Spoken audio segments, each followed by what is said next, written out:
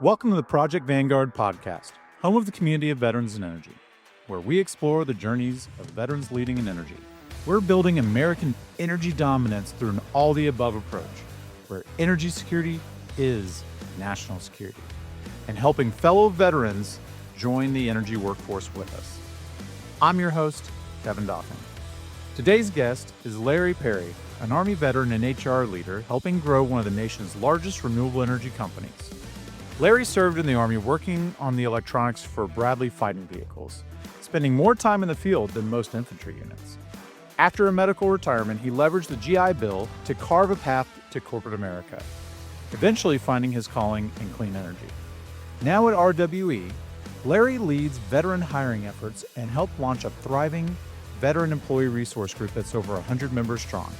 He's one of the driving forces behind their first ever Veteran Summit, and he's making sure that those who served are seen, welcomed, and empowered in this industry. In this episode, we talk about what it's like to enlist without telling your family or your girlfriend, why community matters after the uniform comes off, and how to translate military experience into a career in energy.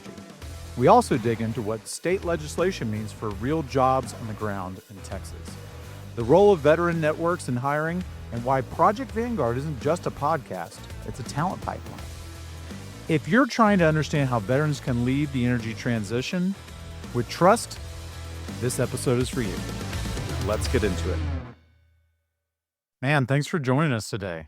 Yeah, no problem, man. Well, it's been a while. It's been a minute since back in Austin for the Ledge Day. So for everybody listening, we did a Veterans Legislative Day back in February where we took about 15 veterans from across the state to go meet with their elected representatives and folks that were willing to take meetings with veterans that worked in energy and just kind of talk about the industry. One of our first meetings for me, we had to break up into 3 fire teams. So of course they were red, white, and blue coded. And we got to meet with Representative Darby. That was awesome. And then coming back later, I got to meet his staff and they explained to me the inner workings of even more things. Larry, what made you decide to get involved originally with that legislative day?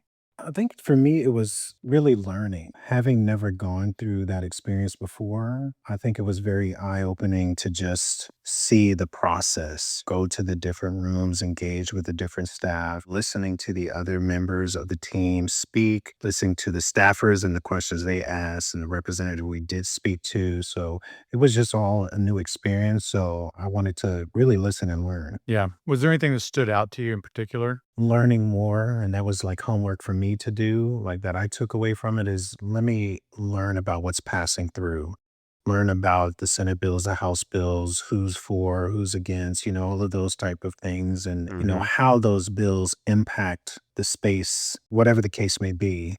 That's what I took away and did some homework on. Yeah, I think having veterans there, when I was talking to some people that have been involved in this for a while, it's been a perspective that's been missing, right? Because you'll have the companies talk about their interests. I think the only other voice that may have superseded ours was the landowners.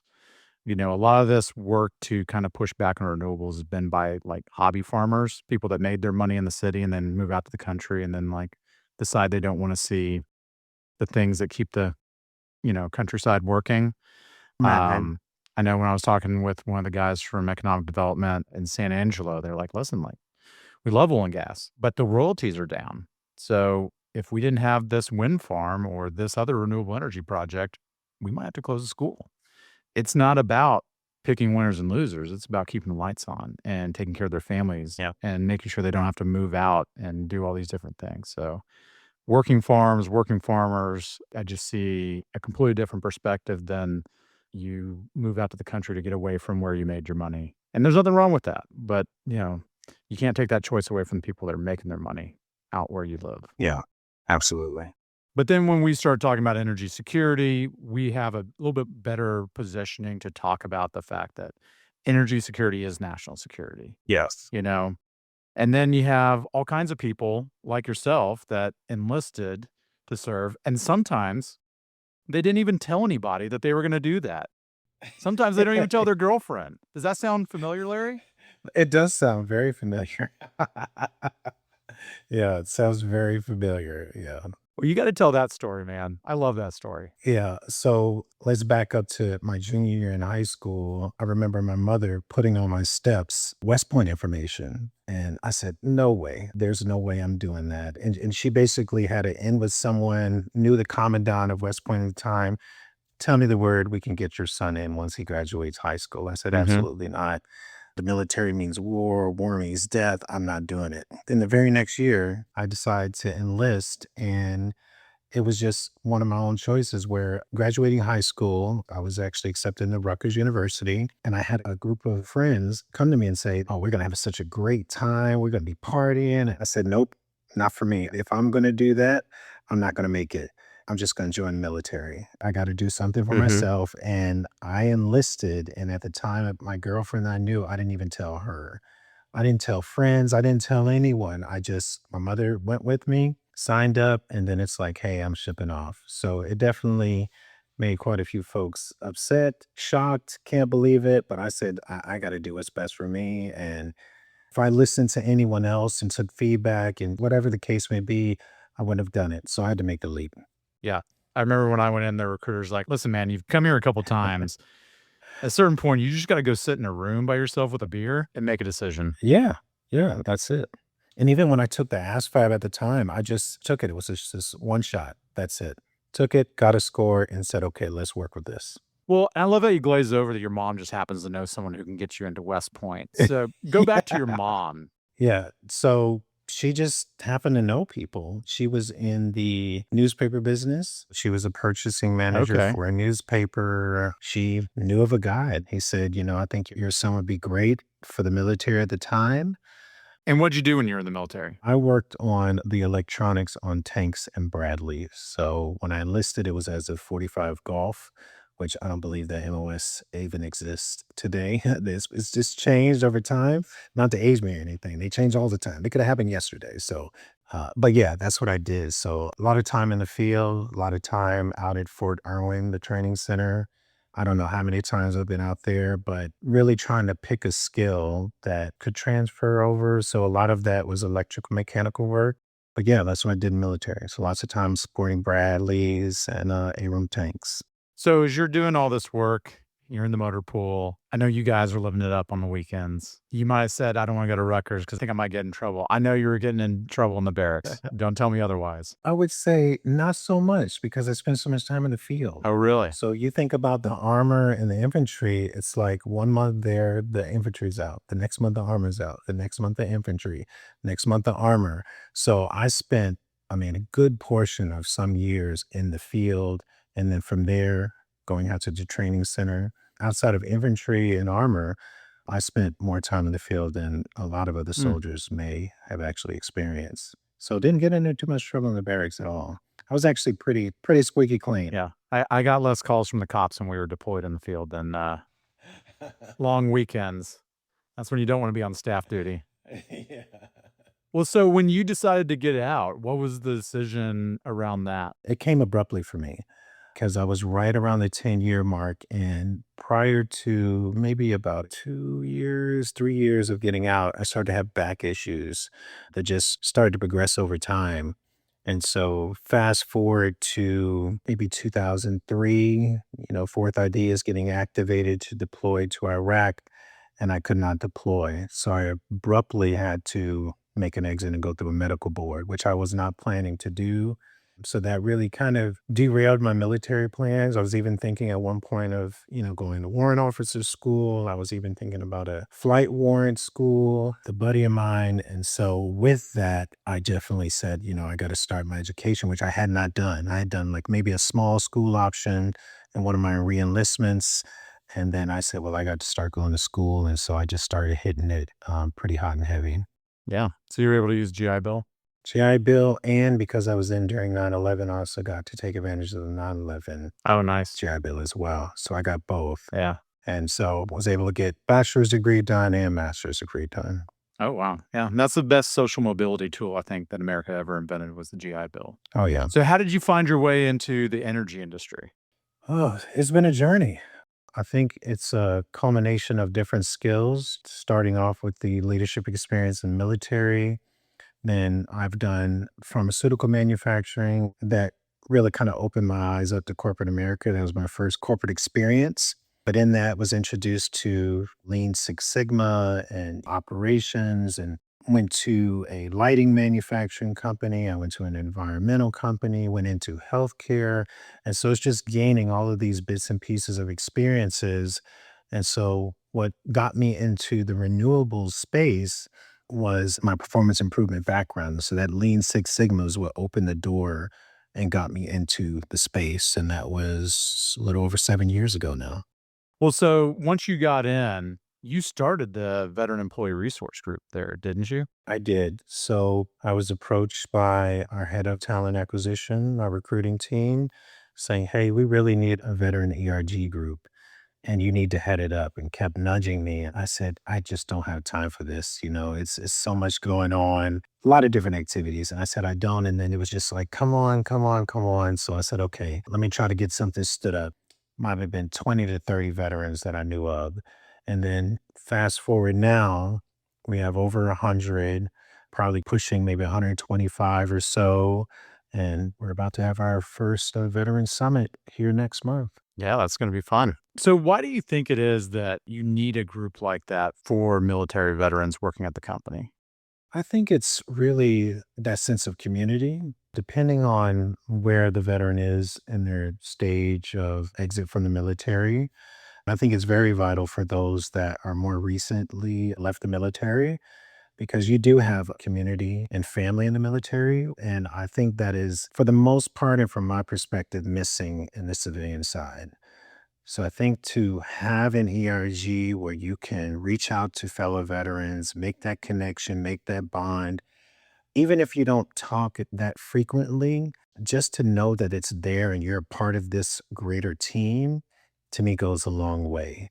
No, I mean, it makes sense. I mean, I think of Project Vanguard as like this super ERG across the industry, right? So, like, we're building that community. There may only be a couple of people in whatever town you live in because you work remote, but pull a lot of crumbs together and make a big pie of these different vets that are all doing these different things. Yeah. Yeah, I mean, we were just helping this one guy, Zach. He was trying to figure out what to do next in MBA programs, but he wants to get into energy. And I talked to him, probably a dozen other people in the organization talked to him. And, he made a really great decision on the MBA program that fit his family. I would have loved if he had chosen Rice, would have loved to get him into Houston as an alum and just extra vet here in town. But that's the whole thing, is like, you were going to help people find their way by navigating through this community together.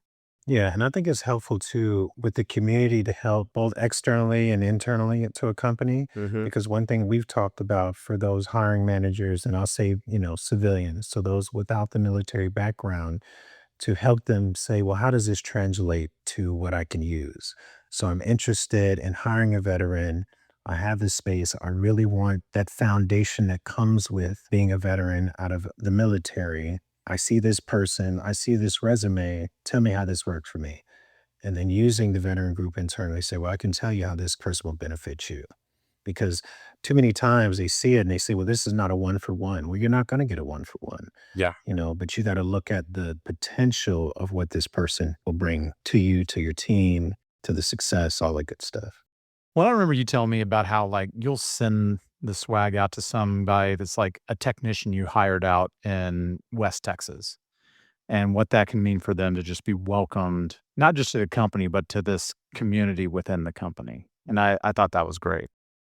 Yeah, because I did send stuff out to veterans that came by way of another company or whatever the case may be, saying, in the past, I had never received anything like this. Hmm. And I said, well, guess what? You're going to get it now. And I'm going to mail it directly to you. And I remember probably a week every day, I'm just putting together packages to ensure that everyone gets it. And here just recently, I sent out 5 more this past week, ordering more to make sure that those that may have not gotten it, when they come to the summit, they'll get something along with some other swag that, we're putting on deck for that event. Yeah, no, I mean, I think that the workforce perspective of what can veterans do inside the energy sector, and filling that talent pipeline isn't just putting butts in seats. It's bringing in someone who can outperform their peer group, right? So if you only have one hire you can make, getting a rock star is worth a little extra work, right? And that's where I think the VRGs are extra work, but they pay off dividends by bringing in and retaining that veteran, talent as a form of capital inside the company. Yeah, absolutely. I agree. What else could we be doing as an industry to accelerate that? Mm. I think just as far as companies that are hiring, really getting their names out and saying that, hey, we're looking for veterans to come into our space, but Mhm. then also education internally, because those that haven't served, those that haven't been exposed to military, well, they just don't know. Right. So what is like the uncertainty that's kind of been happening, right? So at the state legislative level, we've got all these things that are being floated about crippling or impugning the industry, kind of getting rid of the Texas open for business, all the above, things that I think you and I believe in. Has that made material impact in the state on hiring or hiring decisions, or is that down the road if those things come to fruition? How does that affect the company on the staffing side? As of right now, I wouldn't say that it is impacting the company Okay. because we still have our own goals. Yeah. So things may slow, but they're not going to stop. And so we are still hiring people as needed, based on the departments and those needs. But we still plan for the future. And if our future means that we're going to grow by X percentage, then we have to be staffed up to do that. Yeah. No, that makes sense. When we were up in DC for the American Clean Power Legislative Day, everybody there is just like, listen, we just need to know what the rules of the road are going to be. We may build fewer projects, but we're still going to build projects, but we can't do anything when nobody knows what the rules of the road are gonna be. It impacts projects being built, but also impacts American jobs, Exactly. and that's the thing that I don't think everybody that's either up in Washington or in Austin or in whatever state capital is looking at throwing a monkey wrench into how things are been going. I don't think they realize how hard it hits locally. Oh, absolutely. And I think that's where you look at an industry, whatever legislation comes out that may impact it adversely, but those projects don't run themselves. Right. They're not automated things that we're putting some bots out there and it's just running. It's like these are families, these are people. And when you do something that hinders it, that has an impact on the people that work there or that potentially work there, that's significant. So it's like, let's consider these things. And I know that doesn't happen, but I think that's one good thing about Project Vanguard and getting veterans to speak on those things that, you're not for the industry, but you are for veterans, Mhm. but we're in the industry. So how does that work out? So you're going to do something that's going to potentially hurt us, but then you support us. So can you not support us and support the energy, especially if we're trying to beef up the numbers and go from 10% market share, so to speak, to 20% to even more? You're talking It's about like, how, okay, like, in energy, 10% of the yes, workforce is military veteran. yes, Yeah. Yeah. I would love exactly. to double that. Yeah, yeah, and so I know that's a goal of yours, and Mhm. so really being able to come from a veteran's perspective and speak on that, especially for those that say, "Well, I do support the veterans." Okay, well, then you support us, we support this, so can we get support all around and make it happen? Well, I don't know. It was you and me that were sitting there with one of the state senator offices, and we won't say who. I don't know if you Yeah, remember this, I where do. they were like, "I don't care about renewables." And I was like, "Oh, great, but we're gonna still vote against you." Oh, man, you're killing me. Why? You guys don't talk after you built it. And I think this is actually a legitimate criticism of the industry. I mean, it's still an early industry, and a lot of time and energy goes into siting and permitting, and I love to get veterans involved in that to help people get that across the finish line because we're great messengers. But I don't think the budget ever gets created to continue that community engagement once the project is built. So you have veterans or you have frontline workers or you have, first responders, teachers being funded by these projects. You have landowners getting paid and nobody's passed them the mic. And Mm, they have these great stories, they're in their communities, but the media diet these people are consuming is just like Facebook memes and an opposition group that's just, you know, something that my dad might have made, and my dad's not going to make something great for the internet. But I mean, like, we got to get out there and we got to tell our story, or you can't complain that people don't believe that these projects are doing good things in their community if nobody's telling them. So I'm working on a plan in the fall where we go out to like 10 wind farms across Texas, and one or two of them will be RWE, and we'll try to just show off what these projects are doing for folks. So some of the folks that are advocates, Representative Darby, Representative Smithy, people that believe in the all the above approach, really thank them for the work that they've done to support the industry. But then there's folks like Senator Sparks has the most renewable energy in a district for a senator and is putting out some really punitive bills. And it's like, hold on, like, let's not get mad. Let's get curious. Can we bring this guy out and show him all the great things that his friends and neighbors are involved in that maybe we haven't done a good enough job of showcasing and explaining, like, these are the things that are really going on. And we just haven't told everybody about it. Yeah, I think that's a good point because the thing that stood out for me in the last session that you attended, when everyone is speaking to the panel, a lot of those people, if not all of them, have never been out to these sites No, ever. none of us. Outside of passing on a highway, seeing some light flashing in the dark, that's about it. And so I think that would be go a long way to say, this is the reality. These things aren't making all this noise. All of the crazy things that come up, it's like, that's not reality. But if you never take the time to go out there and have an experience, you wouldn't know. Now, once you know the details and then you still do something that hinders it, well, that's a totally different story. But Right. at least you put your feet on the ground and you can see for yourself. Yeah, we can't make decisions for people, but we can control our own actions. And that's one of the things I want to use this fall campaign to do is like just build a beachhead and like don't just go out there, tell the message once. Don't be like you and me where they're like, listen, we like talking to you guys. You guys are great. But it's not us you got to talk to. You got to go into our counties. That's where you need to be. And that's where we want to go do the work. You don't win a war fighting from the J talk. You got to get out where the rubber meets the road. And that's what we did in the infantry. And that's how you win it.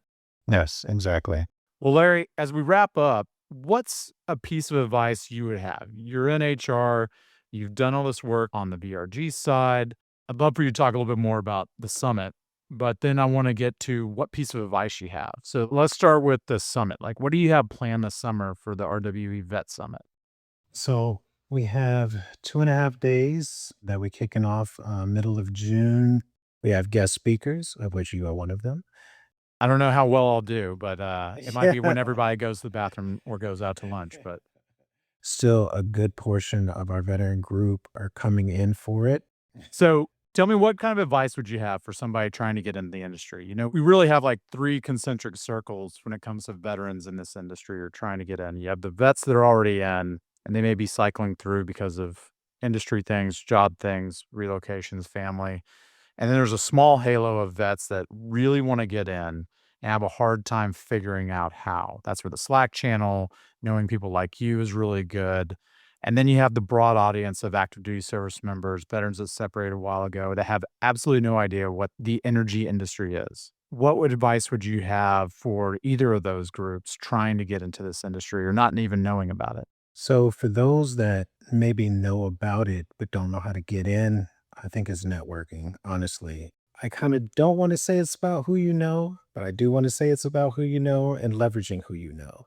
And for me, when I have a veteran or anyone reach out to me, I'm going to do my best to at least put it in front of the resume in front of someone, give some kind of sign off and say, hey, once they called you, it is now on you. Right. I always say we can get you a screening call, but getting the job is on you. Yeah, so I'd say that's a route. For those that maybe are totally unfamiliar, is go to those conferences, maybe try to go out to a conference, but at least try to do that.